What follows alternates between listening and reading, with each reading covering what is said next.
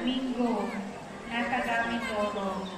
Sila po ay nare-representa ng kanilang apo na anak ni Uncle Ando Salmingo at kasama din po niya ang kanyang tatlong anak. At ang pangpitong anak ay si Elving Sabigan. Siya po ay walang asawa. At ang sumunod ay si Santiago Sabigan at ang pangsyam ay si Andres Sabigan.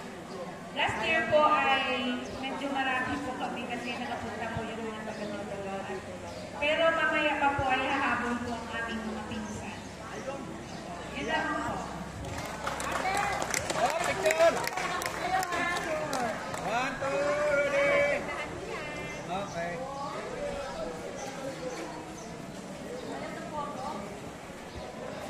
Operator, ito. Ayan, may pangkano lahat.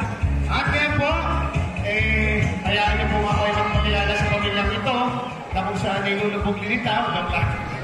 Joke lang. Actually po, hindi po nakarating ang pamilya Dominga sapagkat sila po ay taga Mindoro. Pero hayaan niyo po ipaliwanag ko kung bakit kami nakatayo dito at dalawa-dalawa ang aming pamilya. Sapagkat ang aming nanay po ay kay Idel at ang aming tatay ay apo ng unang anak ni Dominga na si Purtayre Sabigan. Sumati. Ikaw nga ni Harapan, kumuha na ito ay kaarasawa. Diba? Hindi alam kung sino. Sabi nung ni Mama daw, Jun, ikaw ang aking ante, ito ang aking uncle. At sabi daw ng aking nanay, uncle at auntie Korean. O, diba? Kaya po, ako po, kami po ay apo sa kapapuhan pa ni Kutagono di sa lokal si Bulting na Sumanting. Ayan. Kaya po dalawa po ang aming pamilya. Pwede kami sa kapila, kay Idel, kay Kasyong, at pwede kami kay Inday. Double family. Next po ay si Preciosa Sumanting Nazareno. Ito po yung kila Lula Boots Nazareno po. Tama po ba ako? Yun po dapat ang darating. Australia po ata sila. Hindi po sila nakarating due to medical reasons din po. Next po ay si Fermina Sumanting Gadores. Hindi ko din po sila ang kanilang po mga family tree, no? Sa kaugat-ugatan. Ang ugat ay dapat may index tree. Next ay si Paula Sumanting Pabila at si Walter Rodriguez Sumanting Antonio. Hindi ka mo? Oh, another one. Ayan po.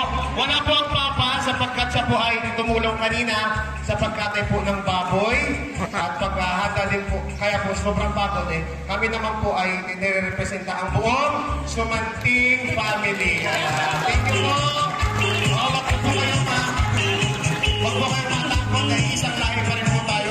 Hindi po mga tikop-tikop kit.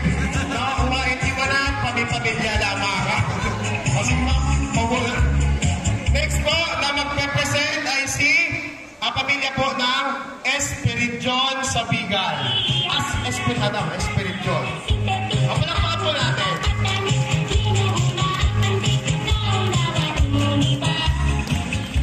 Ngayong aga, bawat siya. Kaya ay ang Espirijon pamilya. Ang asawa po ng Espirijon ay si Macaria Patnon.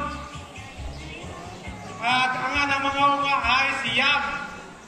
Ang una ay si Are Sabigan Salmoren. Sa Rento. Kailangan wag na sa atin kanya mga taga-Rento. Kaya wag sa daw din. Kaya ang pangalawa ay si Sayong Sabigan Kasinset. Taga-punto sa Palawan niya. Wag manugin. Sa Palawan tayo nakapangasawa. Kasinset. Bago ay Maroy Sabigan Tolentino. O diya ang Tolentino. Pakiayan din o diya ang mga ni Tatay Maroy Tolentino Sabigan.